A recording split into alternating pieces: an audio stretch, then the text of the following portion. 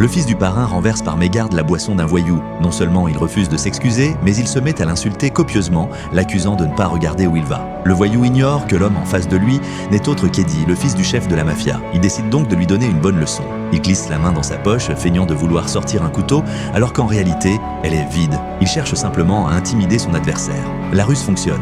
Eddie est mort de peur. Mais au moment où le voyou détourne le regard, Eddie sort un couteau et le poignarde. Le voyou s'effondre aussitôt. Eddie menace alors tous les témoins présents, leur ordonnant d'oublier ce qu'ils viennent de voir, puis quitte le bar avec son acolyte, visiblement satisfait. Les deux hommes se rendent au bord d'une rivière. Eddie sort le couteau et le jette négligemment dans l'eau.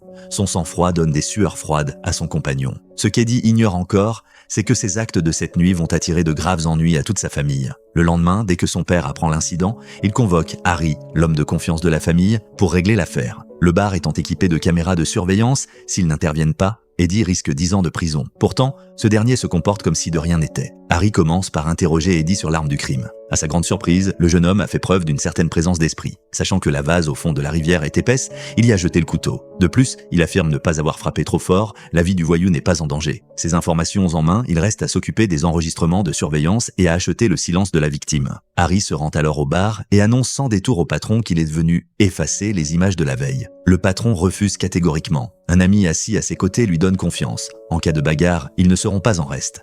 Mais Harry n'a pas l'intention de recourir au poing. Il sort un pistolet de sa poche et, tout en braquant son arme sur eux, révèle l'identité d'Eddie. Il promet que si le patron coopère, la famille saura se montrer généreuse. Entre la carotte et le bâton, le patron finit par céder.